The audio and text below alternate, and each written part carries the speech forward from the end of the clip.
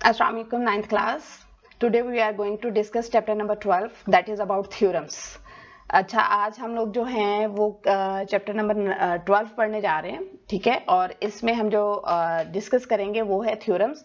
अच्छा, ये जो थ्योरम्स का कॉन्सेप्ट है ये आप लोगों के लिए नया है, ठीक है। पहले आप लोगों ने इस तरीके से मतलब 8th क्लास तक ऐसा कोई काम नहीं किया, ठीक है। तो थ्योरम होते क्या है, वैसे कुछ आइडिया कि थ्योरम होते क्या है? थ्योरम जो है बेसिकली ये आपके पास स्टेटमेंट्स होती हैं जिनको हमने प्रूव करना होता है थ्रू लॉजिक्स और रीजंस, ठीक है। और ये जो लॉजिक्स और रीजंस होती हैं ये आपके पास ऑलरेडी प्रूव्ड रिजल्ट्स होते हैं, या आप इनको कह लें कि या ऑलरेडी आपके पास ट्रुथ स्टेटमेंट्स होती हैं। मतलब पहले से जो प्रूव्ड रिजल्ट्स होते हैं उन्हीं रिजल्ट्स को यूज करते हुए हम थ्योरम की जो स्टेटमेंट है उसको प्रूव करते हैं और अपना रिक्वायर्ड रिजल्ट जो है वो निकालते हैं, ठीक है। Clear? Introduction. In this unit we will prove theorems and their converses. इस यूनिट में हम थ्योरम और उनके कन्वर्सेस को प्रूव करेंगे। थ्योरम अभी मैंने आपको बताया क्या होता है। अच्छा, एक बात और याद रखिएगा, थ्योरम हमेशा दो पार्ट्स पर मुश्तमिल होता है, दो हिस्सों पर मुश्तमिल होता है, ठीक है। एक आपके पास इसका गिवन पोर्शन होता है और एक वो वाला पोर्शन होता है जिसको हमने प्रूव करना होता है। गिवन में मतलब कुछ चीजें हमें कुछ बातें बताई होती हैं, ठीक है। उन्हीं बातों से आगे जो है हमने थ्रू लॉजिक्स और रीजंस जो होता है, जो प्रूव वाली स्टेटमेंट होती है उसको हमने प्रूव करना होता है, ठीक है। और कन्वर्स जो होता है वो उसी थ्योरम का आप ये कह लें उलट होता है, ठीक है। मतलब उलट कैसे इसको कह दें कि मतलब थ्योरम का जो गिवन होगा कन्वर्स में वो उसका क्या बन जाएगा, ट्रू प्रूफ, यानी कि वो वाला पोर्शन बन जाएगा जिसको हमें प्रूव करना है, ठीक है। और थ्योरम का जो ट्रू प्रूफ वाला पोर्शन होगा वो कन्वर्स में क्या बन जाएगा, गिवन वाला पोर्शन बन जाएगा। मतलब जो थ्योरम का गिवन होगा वो कन्वर्स में प्रूफ जिसको हमने प्रूव करना है वो वाला पोर्शन बन जाएगा, और जो थ्योरम का प्रूफ करने वाला पोर्शन होगा वो कन्वर्स में उसका गिवन बन जाएगा, ठीक है। तो इसलिए हम ये कहते हैं कि जो कन्वर्सेस होते हैं वो थ्योरम का उलट होते हैं, यानी कि उसका ऑपोजिट होते हैं, ठीक है। But before that it will be useful to recall the following definitions. लेकिन इससे पहले कि हम थ्योरम स्टार्ट करें तो थ्योरम्स में कुछ कॉन्सेप्ट्स यूज हो रहे हैं, हम उनको रिकॉल कर लेते हैं ताकि हमें जो थ्योरम है उसको करने में कोई प्रॉब्लम ना हो, ठीक है। First definition is that right bisector of a line segment, ठीक है। कि राइट किसी भी लाइन सेगमेंट का राइट बाइसेक्टर क्या होता है। A line is called a right bisector. एक लाइन को हम राइट बाइसेक्टर कहेंगे ऑफ अ लाइन सेगमेंट, किसी भी लाइन सेगमेंट का। मतलब एक लाइन जो होगी वो लाइन सेगमेंट का राइट बाइसेक्टर होगी if it is perpendicular to the line segment, अगर वो लाइन जो है उस लाइन सेगमेंट के ऊपर परपेंडिकुलर हो, and passes through its mid point. और दूसरा ये कि वो लाइन जो है लाइन सेगमेंट के मिड पॉइंट यानी कि सेंटर में से पास करे, ठीक है। अच्छा, इसमें कुछ कॉन्सेप्ट्स यूज हो रहे हैं, जैसे कहने को तो ये एक लाइन है, लाइन सेगमेंट का वर्ड लिखा हुआ है, परपेंडिकुलर का वर्ड लिखा हुआ है, ठीक है, मिड पॉइंट का वर्ड लिखा हुआ है, लेकिन ये इनके पीछे लॉजिक्स हैं जो आपकी बड़ी अच्छे तरीके से क्लियर होनी चाहिए, ठीक है। और ये लाइन सेगमेंट, पॉइंट, रे, ये सारे कॉन्सेप्ट जो हैं आप 3 क्लास से ऑनवर्ड पढ़ते आ रहे हैं, ठीक है। लेकिन फिर भी चले हम इसको पहले जो है वो रिवाइज कर लेते हैं। सबसे पहले देखते हैं कि लाइन क्या होती है। यहाँ पे फर्ज करें ये एक मैंने लाइन बनाई है, ठीक है। तो इस लाइन के दोनों साइडों पर मैंने एरो के साइन बनाए हैं, ठीक है। इसको मैं नाम दे देती हूँ ए बी का, ठीक है। देखें इसके दोनों साइडों पर एरो के साइन है, it means that this line is extendable on both directions, ठीक है। कि हम इस लाइन को दोनों साइडों से लंबा कर सकते हैं, एक्सटेंड कर सकते हैं, बढ़ा सकते हैं, ठीक है। तो इसका मतलब है क्योंकि इसके दोनों साइडों पर एरो के साइन है, दोनों साइडों से हम इसको एक्सटेंड कर सकते हैं। सो इसका कोई भी एंड पॉइंट नहीं है, तो हम इसको लिखेंगे नो एंड पॉइंट, ठीक है। कि जो लाइन होती है उसका कोई भी एंड पॉइंट नहीं होता, ठीक है। अगर मैं इस तरीके से ए बी के ऊपर यहाँ पर ये देखें ऐसे ए बी मैंने लिखा, ठीक है, उसके ऊपर मैंने ये लाइन बना दी और उसके दोनों साइडों पर एरो बना दिए, तो हम इसको क्या पढ़ेंगे, लाइन ए बी, ठीक है। यहाँ पे मैं लाइन का वर्ड ना भी लिखूं तो ये अंडरस्टूड होगा कि ये ए बी के ऊपर देखें ये एक लाइन लगा के दोनों साइडों पर एरो के निशान लगे हुए हैं, इसका मतलब है ये किसको रिप्रेजेंट कर रहा है, ये जो लाइन ए बी है इसको रिप्रेजेंट कर रहा है, ठीक है। तो ये होगा आपके पास लाइन ए बी, ठीक है। ये बातें, इस तरह की चीजें जो है वो आपके आगे फर्दर थ्योरम्स में भी यूज होंगी, स्पेशली इसी तरीके से लिखा हुआ होगा ऐसे, ठीक है। तो आपको पता होगा कि ये आपके पास लाइन है या लाइन सेगमेंट है या रे है या क्या है, ठीक है। और ये आपने बड़े ध्यान से, ठीक है, इनको फॉलो करना है, ठीक है। नेक्स्ट देखें, आपके पास कॉन्सेप्ट है, अगर मेरे पास फर्ज करें ये कोई से 2 पॉइंट्स हैं, ठीक है, इनको मैं नाम दे देती हूँ ए और बी का। इन दो पॉइंट्स को अगर मैं स्ट्रेट लाइन से जोड़ देती हूँ, ज्वाइन कर देती हूँ, तो ये मेरे पास क्या बन जाता है, लाइन सेगमेंट बन जाता है। ठीक है,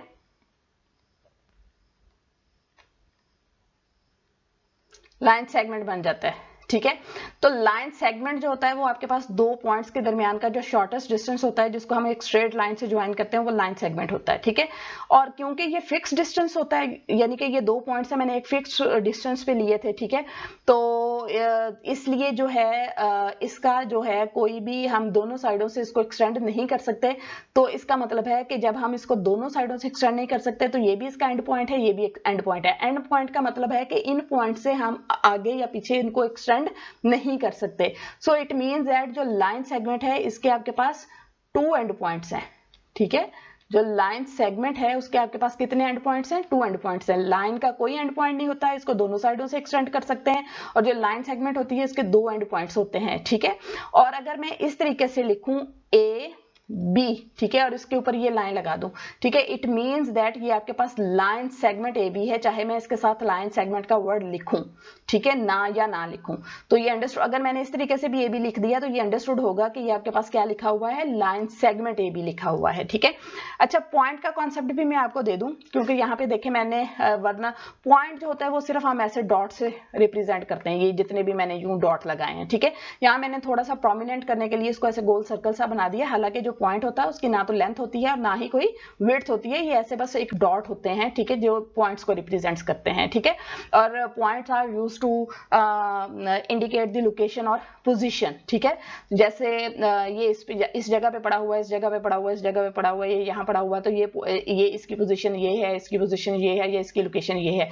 और पॉइंट्स को हम सिंपल ए बी सी से रिप्रेजेंट करते हैं, और यूजुअली इन जनरल हम किसी भी पॉइंट को पी से रिप्रेजेंट करते हैं। ठीक है, तो ये आपके पास पॉइंट ए है, ये बी है, ये पी है, इसी तरीके से कोई भी आप देख लेंगे, सी डी, इस तरीके से। ठीक है, तो अब आपके पास नेक्स्ट एक कॉन्सेप्ट आता है रे का। ठीक है, अगर मैं फर्ज करें ये इस तरीके से एक लाइन बना रही हूँ, उसकी एक साइड पे मैं एरो बना रही हूँ और इस साइड पे उसका एंड पॉइंट है। ठीक है, तो इसको अगर मैं नाम दे दूं ए और बी का, ठीक है, तो ये आपके पास क्या है, रे है। ठीक है, ये एक साइड से एक्सटेंडेबल है, जिस साइड पे एरो का साइन है इसका मतलब है इस साइड से ये एक्सटेंडेबल है। ठीक है, एक्सटेंडेबल का मतलब है इस साइड से हम इसको एक्सटेंड कर सकते हैं, लंबा कर सकते हैं, लेकिन जिस साइड पे एंड पॉइंट है इस साइड से हम इसको एक्सटेंड नहीं कर सकते। ठीक है, अगर मैं इस तरीके से लिखूं ए बी और इसके ऊपर मैं इस तरीके से लाइन लगा दूं, तो ये अंडरस्टूड होगा कि ये रे ए बी है। ठीक है, is it clear?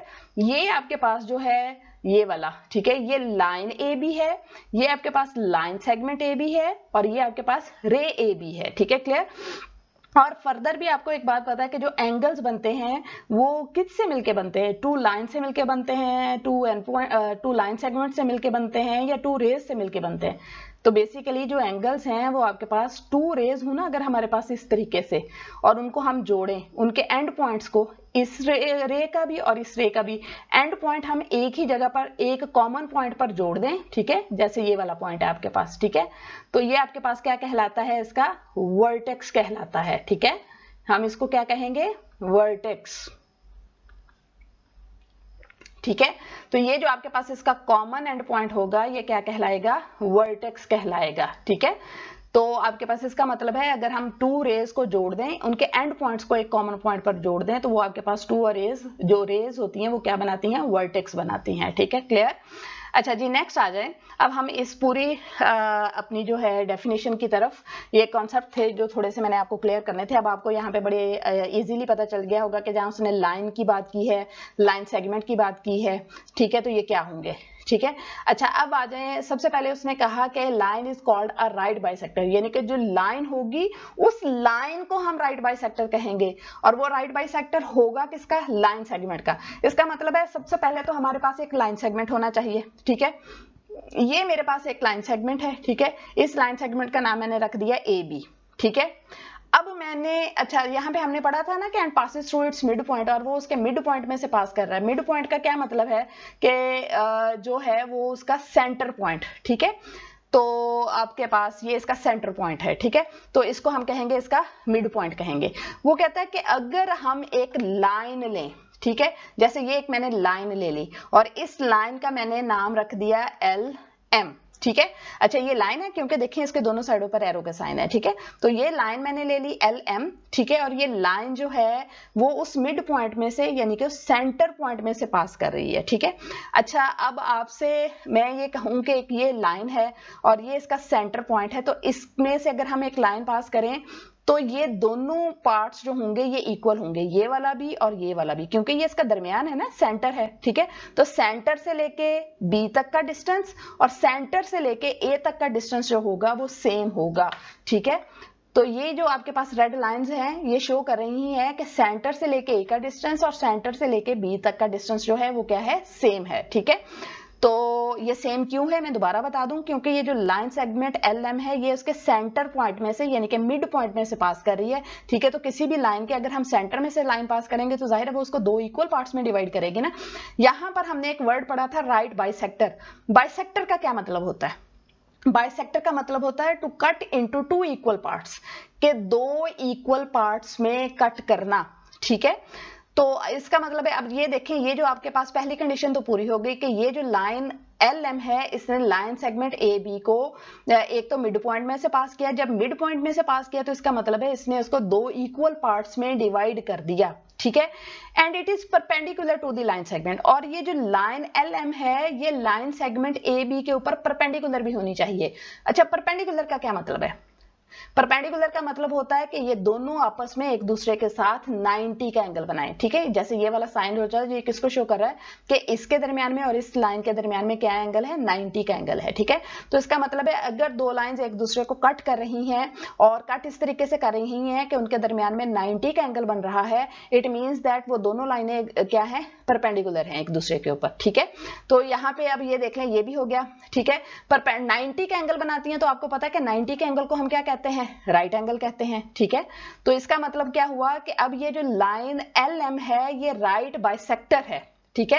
Right bisector कैसे? बाइसेक्टर का मतलब मैंने पहले ही बता दिया, दो इक्वल पार्ट्स में डिवाइड कर रही है और दूसरी वो उसके ऊपर परपेंडिकुलर है। परपेंडिकुलर मीन वो उसके साथ 90 का एंगल बना रही है, इसलिए हम उसको कहेंगे राइट बाइसेक्टर है, ठीक है।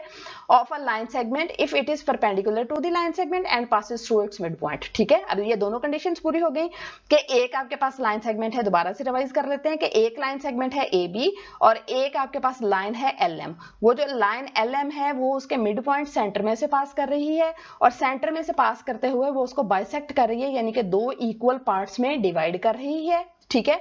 और साथ में वो एक दूसरे दोनों लाइन और लाइन सेगमेंट एक दूसरे के साथ परपेंडिकुलर हैं, मतलब एक दूसरे के साथ 90 का एंगल बना रही हैं। तो 90 के एंगल को हम राइट एंगल कहते हैं, तो इसीलिए हम इस LM लाइन को राइट बाइसेक्टर कहेंगे।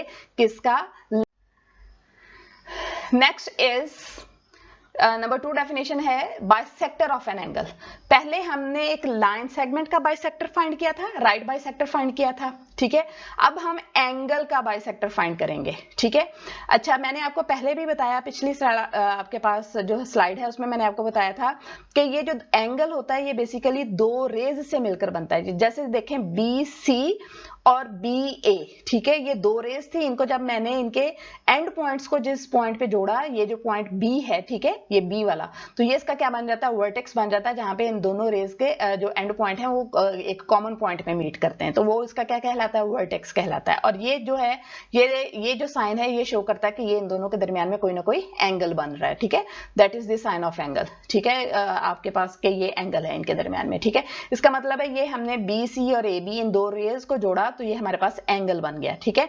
अब हमने एंगल की बाइसेक्शन करनी है। अभी मैंने बताया था बाइसेक्टर का क्या मतलब होता है। बाइसेक्टर का मतलब होता है to divide into two equal parts, ठीक है। इसका मतलब है अब ये जो गिवन एंगल है इसको हमने दो इक्वल पार्ट्स में डिवाइड करना है। तो जाहिर है ये पूरे का पूरा एंगल है, दो इक्वल पार्ट्स में डिवाइड किया करेंगे, इसका मतलब है इसके सेंटर में से कुछ यूं पास करेंगे, ठीक है।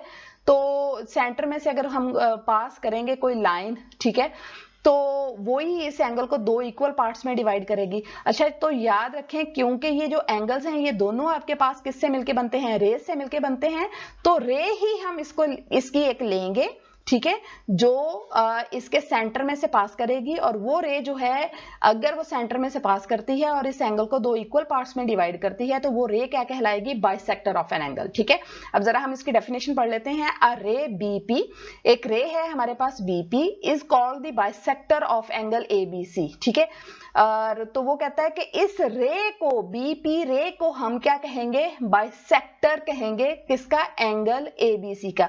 अच्छा याद रखें, अगर हमने इस तरीके से एंगल एबीसी लिखे हैं तो जो सेंटर पॉइंट होता है ये शो करता है जिस पॉइंट पर एंगल बना हुआ है।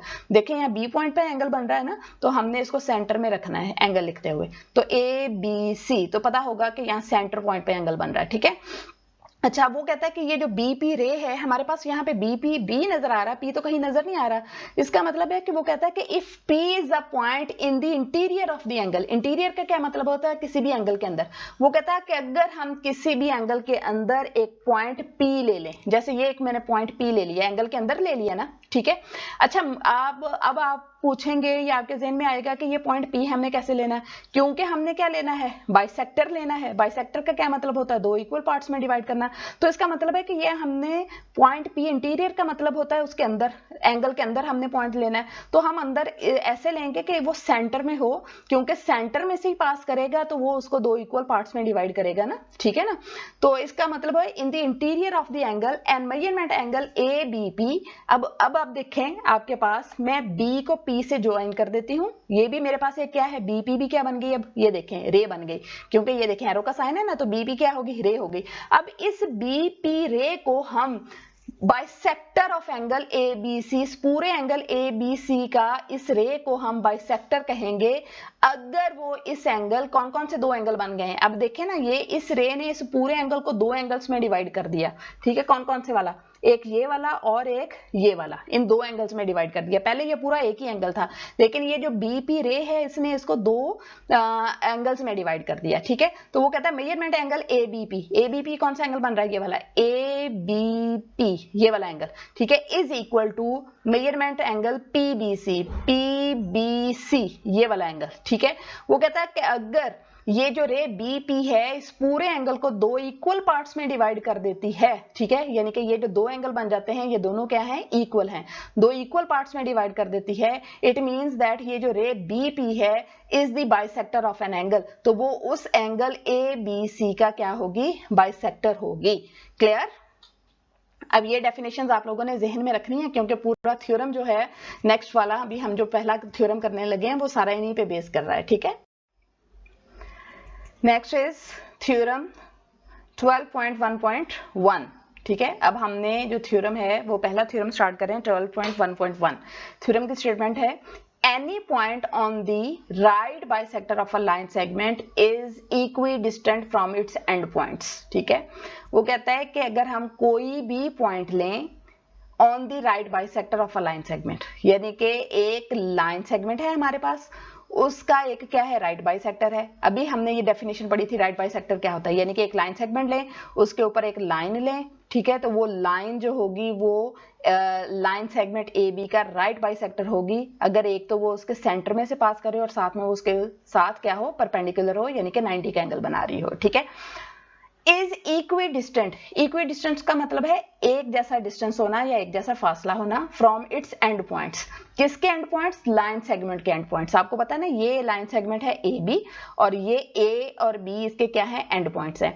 वो कहता है कि अगर हमारे पास एक राइट बाइसेक्टर है, अब ये जो एल एम है, आपको पता है ना, ये जो लाइन एल एम होती है ये क्या होती है, ए बी का क्या है, राइट बाइसेक्टर है। ठीक है, अब ये कहता है कि लाइन एल एम जो है वो ए बी लाइन सेगमेंट का क्या है, राइट बाइसेक्टर है। अब वो कहता है इस राइट बाइसेक्टर के ऊपर अगर हम कोई भी एक पॉइंट ले लें, जैसे मैंने यहाँ पर ये पॉइंट P ले लिया, ठीक है, तो वो कहता है कि इस P को अगर हम ज्वाइन करवाएं इसके जो लाइन सेगमेंट है इसके एंड पॉइंट्स के साथ, जैसे ये मैंने डॉटेड लाइन से शो किया, ठीक है, ये कि मैंने P को A से जोड़ दिया और P को मैंने B से जोड़ दिया, क्योंकि A B के एंड पॉइंट्स क्या है, A और B। ठीक है, तो वो कहता है कि P से A तक का डिस्टेंस और P से B तक का डिस्टेंस जो होगा वो इक्वी डिस्टेंट होगा, यानी कि सेम होगा। ठीक है, अच्छा अब इसमें कैसे पता चलेगा आपके पास कि कौन सा गिवन है और कौन सा आपके पास जो है, जो किस चीज को आपने प्रूव करना है।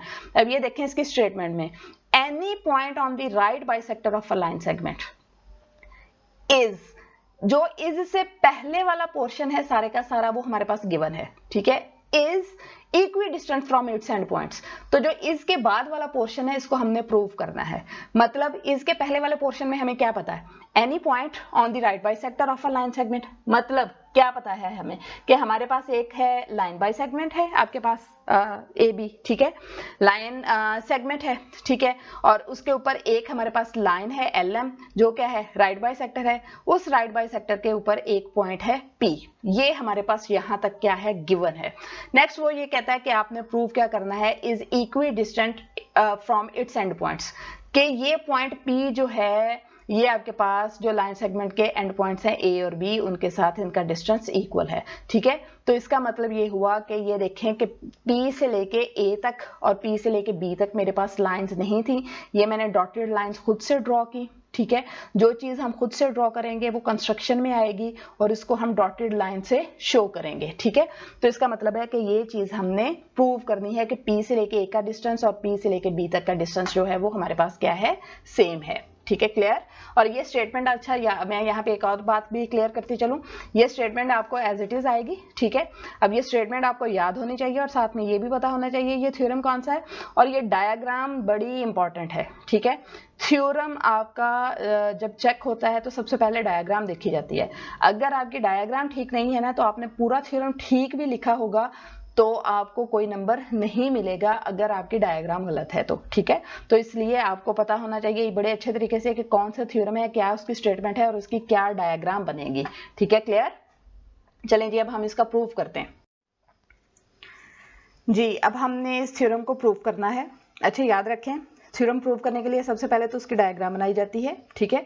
उसके बाद ये 3 हेडिंग्स आती हैं, ठीक है। सबसे पहले होती है गिवन की हेडिंग, ठीक है।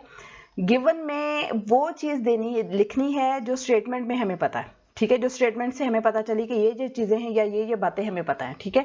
अभी पीछे हमने स्टेटमेंट डिस्कस की थी, उसमें हमें क्या क्या बातें पता थी, हमने अब इसको पढ़ लेते हैं ताकि हमें पता चल जाए। A line L M intersects the line segment A B, कि एक लाइन है एल एम हमारे पास जो इंटरसेक्ट करती है लाइन सेगमेंट ए बी को, ठीक है। एट पॉइंट सी, किस पॉइंट पर दोनों एक दूसरे को इंटरसेक्ट करती हैं। अच्छा, इंटरसेक्ट का क्या मतलब है, इंटरसेक्ट का मतलब होता है कट करना। हमने पीछे एक वर्ड पढ़ा था बाइसेक्ट, और बाइसेक्ट का मतलब भी होता है कट करना। क्या डिफरेंस है इंटरसेक्ट में और बाइसेक्ट में, ठीक है। बाइसेक्ट का मतलब होता है 2 इक्वल पार्ट्स में कट करना, एक लाइन को 2 बराबर हिस्सों में कट करना, ठीक है। और इंटरसेक्ट का मतलब क्या होता है कि कहीं से भी कट कर दें, बस दोनों लाइनें आपस में एक दूसरे को कट करनी चाहिए, जरूरी नहीं है कि वो सेंटर में से या 2 इक्वल पार्ट्स में से कट करें, ठीक है, क्लियर। अब वो कहता है कि एक लाइन है आपके पास एल एम, वो इंटरसेक्ट कर रही है किसको, लाइन सेगमेंट ए बी को, एट पॉइंट सी, किस पॉइंट पर कट कर रही है, सी पॉइंट पर, सच दैट, किस तरह के, ये जो लाइन एल एम है, अब देखें ना ये एल एम, मैंने लाइन इधर लिखी नहीं हुई लेकिन मैं इसको लाइन एल एम पढ़ रही हूँ, क्यों, क्योंकि एल एम के ऊपर ये जो मैंने एक छोटी सी लाइन बनाई है इसके दोनों साइडों पर एरो का साइन होता है, तो इसका मतलब क्या है, एल एम क्या है, लाइन है, ठीक है। इज परपेंडिकुलर, ये जो साइन है ये किसका है, परपेंडिकुलर होने का साइन है, ठीक है। L M is perpendicular to line segment A B, ठीक है। अब ए बी यहाँ पे क्या है, लाइन सेगमेंट है, ये इसके ऊपर ए बी के ऊपर जो लाइन लगी हुई है, ठीक है, आपके पास ये वाली लाइन, ठीक है, ये क्या शो करती है, देखिए इसके ऊपर कोई एरो के साइन नहीं है, इट मींस दैट ये दोनों इसके एंड पॉइंट है, तो ए बी क्या है, लाइन सेगमेंट है, ठीक है। So line L M is perpendicular, ये वाला जो साइन है वो परपेंडिकुलर होने का है, ठीक है। Line L M is perpendicular to line segment A B and A C, ठीक है। ए सी भी, अब देखें आपके पास ए सी के ऊपर भी ये जो एक लाइन लगी हुई है ये किसको शो कर रही है, दोनों साइडों पर एंड पॉइंट्स है, तो इट मींस ए सी आपके पास क्या है, लाइन सेगमेंट, ठीक है। ए सी, अच्छा अब ये ए सी लाइन किधर से आ गई, हमने कहा था हमारे पास है एक लाइन ए बी, ठीक है, और एक लाइन सेगमेंट है ए बी, और एक हमारे पास क्या है, लाइन एल एम, उसके ऊपर हमने एक पॉइंट लिया सी, ठीक है।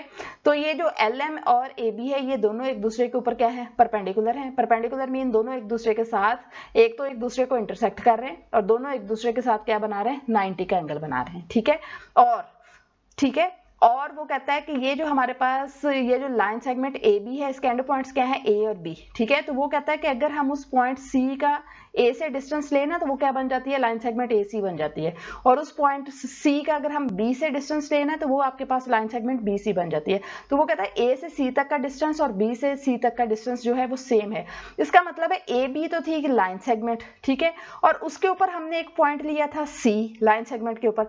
तो अगर हम ए से सी का और बी से सी का डिस्टेंस सेम है तो इसका मतलब है ये जो पॉइंट सी लिया है ना हमने, ये बेसिकली ए बी का क्या है, मिड पॉइंट है। समझ आ गई ये बात? यानी कि अब आपने क्या बनानी है कि लाइन सेगमेंट ए बी बनानी है, उसके ऊपर एक आपने पॉइंट लेना है सी जो क्या है ए बी का क्या है, मिड पॉइंट है, ठीक है। अब एक आपने लाइन लेनी है एल एम जो उसको इंटरसेक्ट कर रही है, ठीक है। अब जब वो एक तो परपेंडिकुलर भी है, ठीक है, परपेंडिकुलर होने के साथ साथ जब वो सी हमने कह दिया मिड पॉइंट है, तो जब वो line L M mid point में से पास करेगी तो फिर वो इंटरसेक्ट की जगह पे हम उसको फिर अब क्या कह देंगे कि वो बाइसेक्ट करती है दो इक्वल पार्ट्स में से, ठीक है। ये दो इक्वल पार्ट्स हो गए ए सी और B C. P is a point on L M, और P हमारे पास कोई भी एक पॉइंट है किसके ऊपर, जो लाइन एल एम है उसके ऊपर, ठीक है। अब जरा हम इसको ड्रॉ कर लेते हैं, ठीक है, ताकि आपको क्लियर हो जाए कि हमने कैसे बनाना है। सबसे पहले हमारे पास यहाँ पर एक लाइन है, ये मैंने एक लाइन सेगमेंट ले लिया ए बी, ठीक है, ये और ये दोनों इसके एंड पॉइंट्स हैं, ठीक है। ये लाइन सेगमेंट ए लिया, यहाँ पर अभी मैं ये एक सी ले लेती हूँ पॉइंट, ठीक है, और ये जो पॉइंट सी है ये बेसिकली हम इसका सेंटर पॉइंट लेंगे, क्योंकि हमें पता चल गया ना कि यहाँ से कि ए से सी का और बी से सी का डिस्टेंस क्या है, सेम है, ठीक है। तो इट मीन्स दैट यहाँ से हमें पता चल गया है कि ए सी इज कॉन्ग्रेंट। ये जो है कॉन्ग्रेंसी का साइन है, कॉन्ग्रेंट का मतलब होता है ये वाला, ठीक है। कॉन्ग्रेंट का मतलब होता है इक्वल होना, बराबर होना, सेम होना, कि ए से सी का डिस्टेंस और बी से सी का डिस्टेंस, क्योंकि लाइन सेगमेंट होते हैं दो पॉइंट्स के दरमियान में डिस्टेंस है ना, ये लाइन सेगमेंट है ए सी लाइन सेगमेंट, तो इसका मतलब है that is the distance between A to C, ठीक है। ये देखें ए से लेके सी तक का डिस्टेंस, ठीक है, और B C is a line segment that is a distance between B to C, ठीक है, और ये बी से लेके सी तक का डिस्टेंस, ये दोनों उसने कहा कॉन्ग्रेंट है, मतलब एक जैसे हैं, सेम है। तो यहाँ से इसीलिए हमें पता चला कि सी जो है वो उसका क्या है, मिड पॉइंट है, ठीक है। अब वो ये कहता है कि ये जो एल एम लाइन है, अब हमने एक लाइन लेनी है एल एम, ठीक है, और वो कहता है इंटरसेक्ट करती है किस पॉइंट पर, सी पर, ठीक है। इसका मतलब है पॉइंट सी में से पास करती हुई हम ये एक लाइन एल एम बनाएंगे, ये एक लाइन हमने एल एम बना दी, ठीक है। ये क्लियर, ये आपके पास लाइन बन गई। देखो इसके मैंने दोनों साइडों पर एरो के साइन लगाए हैं, इट मींस दैट ये एक्सटेंडेबल है, इसको जितना मर्जी लंबा कर दे, ठीक है। और वो क्या है, वो कहता है परपेंडिकुलर है, ठीक है। परपेंडिकुलर का क्या मतलब होता है कि ये दोनों एक दूसरे के साथ 90 का एंगल बना रही हैं, ठीक है, कि ये देखें कि इधर भी आपके पास 90 का एंगल बन रहा है और ये 90 का एंगल बन रहा है, ठीक है, आपके पास एक दूसरे के साथ 90 का एंगल बना रहे हैं, ठीक है। तो इसका मतलब है एल एम जो है वो ए बी के ऊपर क्या है, परपेंडिकुलर है, और पॉइंट सी में से पास कर रहा है, और पॉइंट सी का यहाँ से इस कंडीशन से हमें पता चल गया कि पॉइंट सी जो है वो उसका मिड पॉइंट है, सेंटर में से पास कर रहा है। तो ये अब जब हमने पीछे एक डेफिनेशन पढ़ी थी कि अगर एक लाइन सेगमेंट है ए बी और एक लाइन अगर एल एम ले रहे हैं, वो उसके ऊपर एक तो परपेंडिकुलर हो यानी कि 90 का एंगल बना रही है, और दूसरी उसको दो इक्वल पार्ट्स में डिवाइड कर दे, ठीक है। यानी कि ये देखें ये कंडीशन, ए से सी का डिस्टेंस और बी से सी का डिस्टेंस सेम है, ठीक है। सो ए से सी का डिस्टेंस और बी से सी का डिस्टेंस आपके पास क्या है, सेम है। तो यहाँ पे ये वाले जो मैंने दो लाइंस लगाई हुई हैं ये शो करती हैं कि ये दोनों डिस्टेंस एक जैसे हैं, सेम है, ठीक है। अब वो ये कहता है कि P is the point on L M. अब आपके पास ये जो एल एम है इसके ऊपर मैंने यहाँ पे ये कोई भी एक पॉइंट P ले लिया, ठीक है। तो यहाँ तक तो हमारे पास था गिवन। टू प्रूव, हमने प्रूव क्या करना है, ठीक है, ये हेडिंग्स एज इट इज आएंगी आपके पास, ठीक है। To prove line segment PA is congruent to line segment PB। वो कहता है कि PA का जो डिस्टेंस है वो कॉन्ग्रेंट है PB के डिस्टेंस से। कॉन्ग्रेंट का मैंने अभी बताया, कॉन्ग्रेंट का क्या मतलब होता है, एक जैसा होना, सेम होना। वो कहता है इस पॉइंट P से A का डिस्टेंस और इस पॉइंट P से B का डिस्टेंस सेम है। हमने यही बात थ्योरम की स्टेटमेंट में पढ़ी थी ना कि AB क्या है, लाइन सेगमेंट AB के एंड पॉइंट्स हैं, कि इस पॉइंट का एंड पॉइंट से डिस्टेंस जो है वो क्या होना चाहिए, एक जैसा होना चाहिए, इक्वी डिस्टेंट होना चाहिए, सेम होना चाहिए, ठीक है। अच्छा जी, अब मैंने ये प्रूव करना है, हम लोगों ने प्रूव क्या करना है, P से लेके A तक का डिस्टेंस और P से लेके B तक का डिस्टेंस क्या है, सेम है, ठीक है। नेक्स्ट आ जाता है construction, join P to the points A and B। अच्छा, जो चीजें गिवन के अलावा ठीक है और होती हैं वो हमने ड्रॉ कर ली, वो सॉलिड लाइंस में हम ड्रॉ करते हैं जो गिवन की होती हैं सारी इंफॉर्मेशन, ठीक है। टू प्रूव करने के लिए अगर मुझे कुछ कंस्ट्रक्शंस या कुछ लाइंस या जो है खुद से ड्रॉ करनी अगर हमें पड़ जाएं, ठीक है, तो वो हम सारी की सारी किस में लिखेंगे, कंस्ट्रक्शन में लिखेंगे। और कंस्ट्रक्शन में जो हम चीजें ड्रॉ करते हैं या जो इंफॉर्मेशन ड्रॉ करते हैं वो हम डॉटेड लाइंस में लिखेंगे, लगाएंगे, उनकी सॉलिड लाइन नहीं लगाएंगे। अच्छा, क्योंकि मुझे P से A का डिस्टेंस और P से B का डिस्टेंस सेम बनाना है, तो मैं ये चाह रही थी कि P से A का डिस्टेंस और P से B का डिस्टेंस, ये देखिए लाइन सेगमेंट है ना, तो मैं प्रॉपर लाइन सेगमेंट P से A तक और P से B तक मैं लाइन सेगमेंट बना लूं, ठीक है। तो लाइन सेगमेंट यहाँ पे तो है नहीं, गिवन तक तो हमारे पास था ही नहीं, ठीक है। ये तो पोर्शन किसका है, प्रूफ का। तो प्रूफ करने के लिए अगर मुझे कुछ लाइंस खुद से ड्रॉ करनी पड़ रही हैं तो वो किस में आएंगी, कंस्ट्रक्शन में आएंगी। तो हम क्या करते हैं कि P को वो कहता है कि पॉइंट A से भी ज्वाइन कर दें और P को पॉइंट B से भी ज्वाइन कर दें। तो अब ये जो कंस्ट्रक्शन में ये जो ज्वाइनिंग है ये मैं डॉटेड लाइन में करूंगी कि P से ये A तक का डिस्टेंस और P से ये B तक का डिस्टेंस, ठीक है, ये मैंने बना दिया, ज्वाइन कर दिया, ठीक है, क्लियर। ये अब आपकी डायग्राम बन गई ना, वो वाली जो हमारी बिल्कुल। अब हम इसका प्रूफ शुरू करते हैं, प्रूफ, ठीक है। प्रूफ आपने इस तरीके से करना है कि आपके पास ये दो इस तरीके से कॉलम बने होने चाहिए, ठीक है, सेंटर में लाइन होगी। इस साइड पे आपने लिखना है स्टेटमेंट्स और इस साइड पे लिखनी है आपने रीजंस, ठीक है। यहाँ आप स्टेटमेंट्स लिखेंगे और यहाँ आप लॉजिकली बताएंगे कि इन स्टेटमेंट में ये जो रिलेशनशिप है ये कैसे हमें पता चला कि इनके दरमियान में ये रिलेशनशिप है, ठीक है, क्लियर। अच्छा जी, स्टेटमेंट में देखें, अब हमने जब ये इस तरीके से देखें डॉटेड लाइंस बना ली थी, जब पिछले फिगर में हमने ड्रॉ किया था, हमने कहा था ना कि पॉइंट P को A से भी जोड़ दें और पॉइंट B को जो है B से भी जोड़ दें। और हमने प्रूव करना है P से A का डिस्टेंस और P से B का डिस्टेंस, ये हमने प्रूव करना है कि ये दोनों डिस्टेंस क्या है, एक जैसे हैं या सेम है, ठीक है।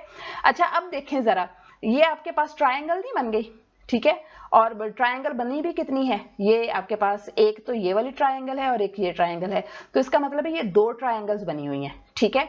और ऐसी ट्रायंगल जिसमें आपको पता है कि एक एंगल 90 का हो, उस ट्रायंगल को हम क्या कहते हैं, राइट एंगल ट्रायंगल कहते हैं। इसका मतलब है इस वाली ट्रायंगल में भी एक एंगल 90 का है और इस वाली ट्रायंगल में भी एक एंगल 90 का है, तो इसका मतलब है ये दोनों आपके पास राइट एंगल ट्रायंगल्स है। कौन कौन सी दो ट्रायंगल्स बनी है आपके पास, एक ट्रायंगल है ACP यानी कि ये वाली ट्रायंगल इस साइड वाली, दूसरी ट्रायंगल आपके पास कौन सी है, BCP यानी कि ये वाली ट्रायंगल, राइट साइड वाली ट्रायंगल, ठीक है। एक लेफ्ट साइड पे बनी और एक राइट साइड पे बनी।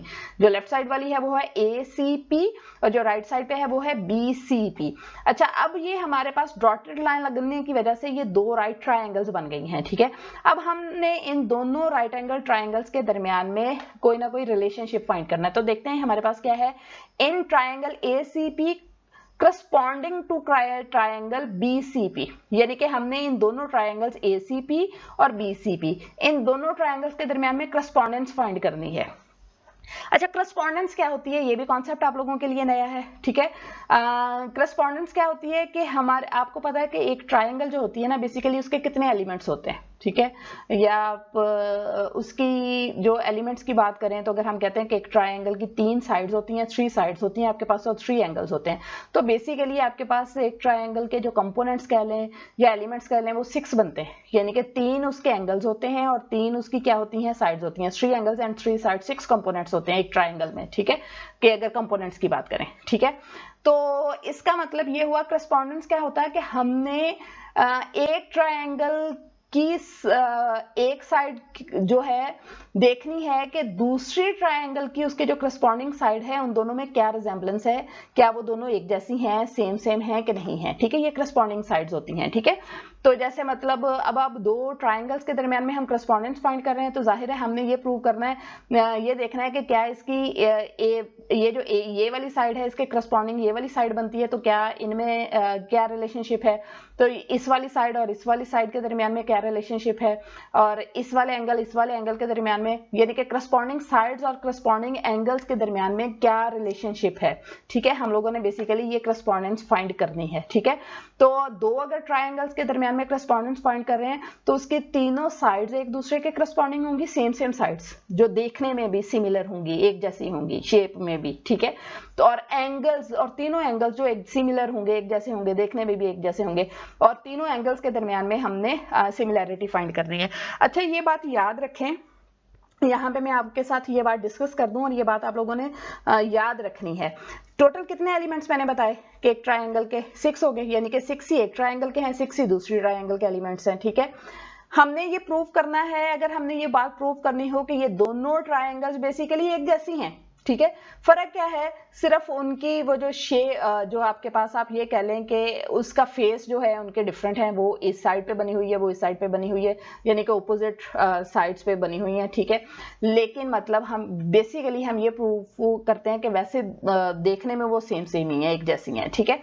तो दो ट्रायंगल्स के दरमियान में अगर हमने करस्पॉन्डेंस फाइंड करनी हो ना, अगर हम उन 6 एलिमेंट्स में से कोई से 3 एलिमेंट्स प्रूव कर दें ना कि इन दोनों ट्रायंगल्स के एक जैसे हैं, सेम है, तो इसका मतलब है कि बाकी 3 हमें प्रूव करने की जरूरत ही नहीं है, तो हम ऑटोमेटिकली कह देंगे क्योंकि इसकी कोई से 3 एलिमेंट्स अगर सेम हो जाते हैं तो डेफिनेटली बाकी जो रिमेनिंग 3 हैं वो भी सेम हो जाएंगे, ठीक है। 3 एलिमेंट्स कौन से हैं, यानी कि 3 साइड्स और 3 एंगल्स, 3 साइड्स 3 एंगल्स इस ट्रायंगल के, 6 इसके हो गए, ठीक है। 3 एंगल्स और 3 साइड्स इस ट्रायंगल के, ठीक है, 6 इसके हो गए। तो इसके 6 में से अगर कोई से 3 कंपोनेंट्स को हम प्रूव कर दें कि इसके जो करस्पॉन्डिंग 3 कंपोनेंट्स हैं उनके बराबर हैं या एक जैसे हैं या सेम हैं, तो इट मींस दैट बाकी जो 3 रिमेनिंग कंपोनेंट्स हैं उनको प्रूव करने की जरूरत नहीं है। तो हम ये बात वहीं से लिख देंगे कि ये दोनों ट्रायंगल्स एक जैसी हैं, सेम हैं या कॉन्ग्रेंट हैं, ठीक है। मेरी बात समझ में आ गई। इसका मतलब है कि हम लोगों ने कोशिश ये करनी है, अच्छा वो कंपोनेंट्स क्या हो सकते हैं, कोई तीनों साइड्स भी हम साबित कर सकते हैं कि तीनों साइड्स जो हैं, डिपेंड करता है कि क्या क्या इन्फॉर्मेशन है, तो तीनों साइड्स भी एक जैसी हो सकती हैं, ठीक है। कोई सी एक साइड और 2 एंगल्स भी हो सकते हैं, और कोई से 2 साइड्स और 1 एंगल भी हो सकता है, ठीक है। तो इस तरीके से, और तीनों के तीनों एंगल्स भी हो सकते हैं, ठीक है, इस तरीके से। तो इनको हम पोस्टुलेट्स बोलते हैं, ठीक है, कि ये आपके पास कोई से 3 जो चीजें आपने प्रूव करनी है, ठीक है। अच्छा अब देखें जरा, फर्स्ट है line segment A C is congruent to line segment B C. वो कहता है ए से लेके सी तक का डिस्टेंस और बी से लेके सी तक का डिस्टेंस एक जैसा है। ये बात हमें पता है ना, किसमें पता थी ये बात हमने, अच्छा बताना भी है ये चीज हमें कहां से पता चली, किस बात से हमें, किस जगह से हमें ये इंफॉर्मेशन पता चली। ए से लेके सी तक का डिस्टेंस और बी से लेके सी तक का डिस्टेंस एक जैसा है, और ये बात हमें कहां से पता चली थी, गिवन में उसने हमें बताया था ना कि एक लाइन है, आपके पास लाइन सेगमेंट है ए बी और एक लाइन है एल एम जो उसके मिड पॉइंट सी में से पास कर रही है, तो और जब वो मिड और उसके साथ वो बाइसेक्टर 90 का एंगल बना रही है, तो इट मीन्स दैट वो, क्योंकि सी जो है वो उसका मिड पॉइंट है, तो ए से सी का डिस्टेंस और बी से सी का डिस्टेंस सेम हो गया, ये हमें गिवन में पता थी, ठीक है। तो इसका मतलब है, अब ये देखें ए सी जो है वो इस ट्रायंगल की साइड है और बी सी जो है वो इस ट्रायंगल की उसके करस्पॉन्डिंग साइड है, मतलब ए सी पहली ट्रायंगल की। अब अच्छा मैं इसको ना जरा ट्रायंगल के नाम लिख देती हूँ, हम इसको कह देते हैं कि ये आपके पास जो है ट्रायंगल 1 है और ये ट्रायंगल 2 है, ताकि हमें समझने में आसानी हो जाए, ठीक है। ए सी जो है वो ट्रायंगल 1 की साइड है और बी सी जो है वो ट्रायंगल 2 की साइड है, ठीक है। तो ए सी के करस्पॉन्डिंग साइड कौन सी है, बी सी, क्योंकि ए सी भी बेस है और बी सी भी क्या है, बेस है, ठीक है। तो बेस के करस्पॉन्डिंग होती है, परपेंडिकुलर के करस्पॉन्डिंग होता है, और हाइपोटेन्यूज जो होता है वो हाइपोटेन्यूज के इक्वल होता है। आपको पता है ना ये राइट एंगल ट्रायंगल है, तो उसकी ये आप लोगों ने पहले भी पढ़ा होगा कि ये हमारे पास राइट एंगल ट्रायंगल है, ठीक है। तो ये आपके पास उसकी बेस होती है, ये उसका परपेंडिकुलर होता है, और ये इसका जो एंगल 90 के एंगल के जो अपोजिट साइड होती है वो उसका क्या बन जाता है, हाइपोटेन्यूज बन जाता है, ठीक है। तो इसका मतलब है कि अगर हमारे पास 2 राइट एंगल ट्रायंगल्स है तो हाइपोटेन्यूज के करस्पॉन्डिंग जो साइड होगी वो हाइपोटेन्यूज होगी, और बेस के करस्पॉन्डिंग बेस होगी, और परपेंडिकुलर के करस्पॉन्डिंग परपेंडिकुलर होगा, ठीक है। तो इसका मतलब है ए सी पहली ट्रायंगल की बेस है, बी सी दूसरी ट्रायंगल की बेस है, तो ए सी के करस्पॉन्डिंग क्या है, बी सी है, और दोनों क्या है, कॉन्ग्रेंट है। कॉन्ग्रेंट मीन एक जैसी है, मतलब सेम है, ठीक है। दोनों क्या है, एक जैसी हैं, सेम है। तो ए से सी का डिस्टेंस और बी से सी का डिस्टेंस सेम है, और ये बात हमें कहां से पता चली, गिवन से पता चली, गिवन में हमने ये बात लिखी थी, ठीक है। नेक्स्ट है angle ACP is congruent to angle BCP। वो कहता है कि एंगल ACP, कॉन्ग्रेंट का मतलब होता है एक जैसा होना, सेम होना। एंगल ACP जो है वो सेम है या एक जैसा है या बराबर है एंगल BCP के। अच्छा, मैंने पहले भी बताया था कि जो सेंटर पॉइंट होता है उसका एंगल देखना होता है। अब सेंटर में यहाँ पे क्या है, C, तो यहाँ पे C है, ठीक है। अच्छा, यहाँ पे इस साइड पे भी C में कौन सा एंगल बन रहा है, 90 का, और इस साइड पे भी C पे कौन सा एंगल बन रहा है, 90 का, ठीक है। तो हमें पता है ये जो एंगल ACP, ठीक है, ये ACP, ये वाला ACP, ये वाला एंगल, और BCP, ये वाला एंगल, ये दोनों भी कॉन्ग्रेंट है, यानी कि सेम सेम है, ठीक है, क्योंकि ये भी 90 का है और ये भी 90 का है। और ये बात हमें कहाँ से पता चली, ये भी गिवन में हमने कहा था ना कि हमारे पास P एक पॉइंट है जो किसके ऊपर है, LM के ऊपर है। तो P अगर LM परपेंडिकुलर है तो P पॉइंट भी L के ऊपर है, ये सॉरी LM लाइन के ऊपर है, और C पॉइंट जो है वो भी LM के जो है वो ऊपर है, आ रहा, ठीक है। तो इसका मतलब है PC।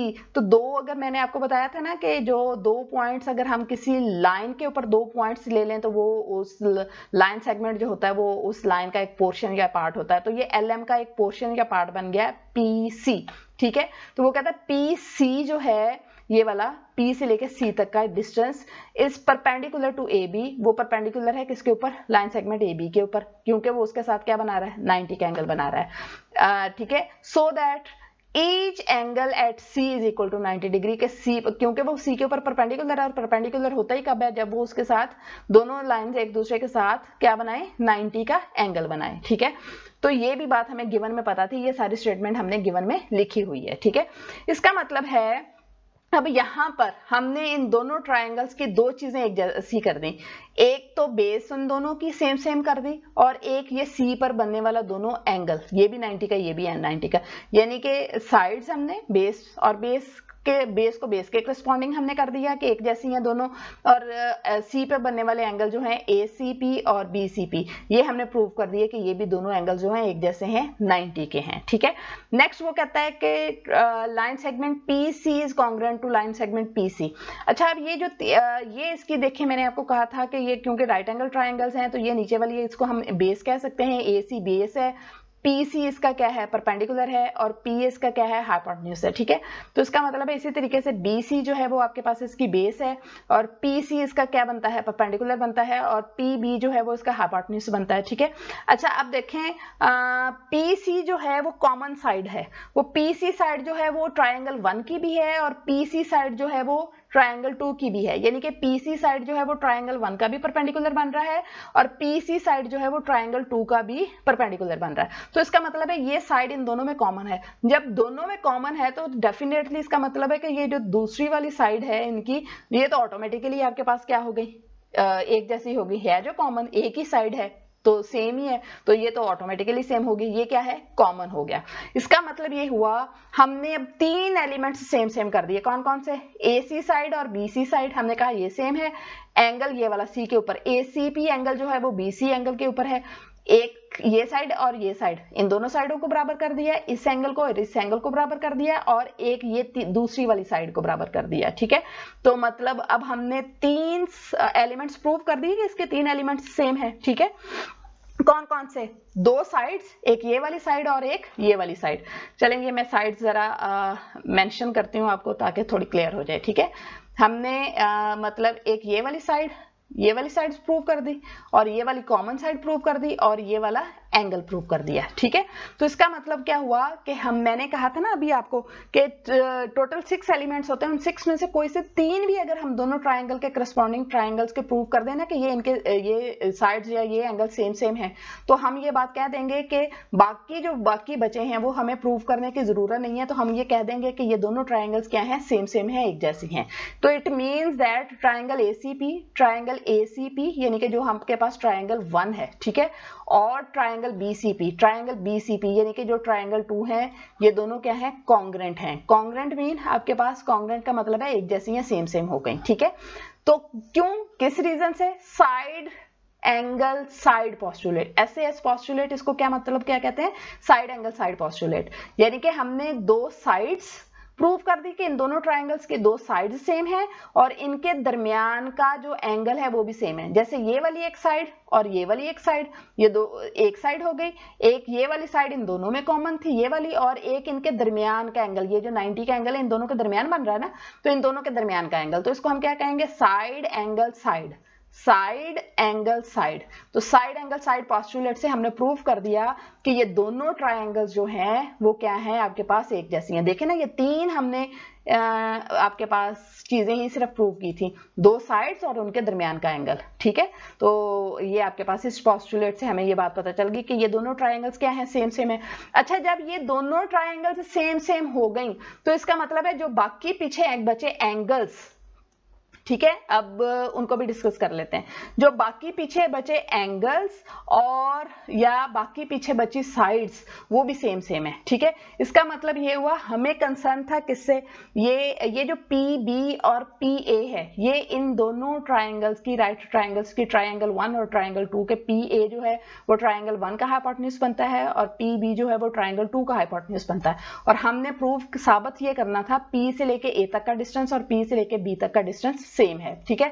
जब ये दोनों ट्राइंगल 1 और ट्राइंगल दोनों 2 जो हैं ये दोनों सेम हो गई तो इनकी सारी साइड्स और सारी करस्पॉन्डिंग एंगल्स और सारे करस्पॉन्डिंग साइड जो हैं वो एक दूसरे के बराबर हो जाएंगे। और हमने यहाँ पे प्रूव कर दिया कि ये दोनों ट्राइंगल्स सेम सेम है, कॉन्ग्रेंट है, एक जैसी हैं। तो इट मींस दैट तो जो बाकी बची साइड्स और बाकी बचे एंगल्स हैं वो भी सेम सेम हो गए। तो इसका मतलब ये हुआ कि P से लेके A तक का डिस्टेंस और P से लेके B तक का डिस्टेंस ये दोनों भी क्या हो गए, सेम हो गए, ठीक है। क्यों सेम हो गए, क्योंकि ये दोनों हमने साबित कर दिया ये दोनों ट्रायंगल्स एक जैसी हैं। जब ये दोनों ट्रायंगल्स एक जैसी हैं तो इनके करस्पॉन्डिंग साइड्स भी एक जैसी होंगी और इनके करस्पॉन्डिंग एंगल्स भी एक जैसे होंगे। तो पी ए जो है इसका हाइपोटेन्यूज है और पी बी इसका हाइपोटेन्यूज है, तो हाइपोटेन्यूज जो होगा वो हाइपोटेन्यूज के बराबर होगा क्योंकि ये दोनों ट्रायंगल्स कॉन्ग्रेंट हैं, दोनों ट्रायंगल्स बराबर हैं। Hence P A line segment PA is congruent to line segment PB। यहाँ पे रीजन क्या है, corresponding sides of congruent triangles, क्योंकि ट्राइंगल्स दोनों कॉन्ग्रेंट हो गई, कॉन्ग्रेंट मीन दोनों ट्राइंगल्स बराबर हो गई। तो जो जब दो ट्राइंगल्स बराबर हो जाती हैं तो उनकी जो करस्पॉन्डिंग साइड्स होती हैं वो भी क्या हो जाती हैं, बराबर हो जाती हैं। और हमने यही प्रूव करना था कि P से A का डिस्टेंस और P से B का डिस्टेंस जो है वो क्या है, सेम है, ठीक है। क्लियर? मेरा ख्याल है कि आपको ये जो समझ में आ गया होगा अच्छे तरीके से। और इंशाल्लाह जो है आप इसको अब रिवाइज करें। नेक्स्ट अगर अभी भी कोई कंफ्यूजन होगी या कोई प्रॉब्लम होगा, ठीक है, तो वो आप मुझसे डिस्कस कर लीजिएगा, ठीक है। तो वो आप मुझे कमेंट में मेंशन कर दीजिएगा, ठीक है। मैं आपको कोई भी कंफ्यूजन होगी मैं आपको क्लियर कर दूंगी, ठीक है। और अभी जो हम इसके बाद नेक्स्ट थ्योरम करेंगे ना वो इसी थ्योरम का कन्वर्स है, ठीक है। तो इस थ्योरम को अच्छे तरीके से करना है। तो कन्वर्स का भी मैंने बताया था वो उसका ऑपोजिट होगा, मतलब जो इसमें गिवन है वो उसका क्या बन जाएगा, उसमें हमने प्रूव करना होगा, और जो इसमें हमने प्रूव किया वो उसका गिवन बन जाएगा, तो वो इसका उलट हो जाएगा, ठीक है। तो वो सेम इसी पैटर्न पे हम चलेंगे। तो टिल देन अल्लाह हाफिज, थैंक यू।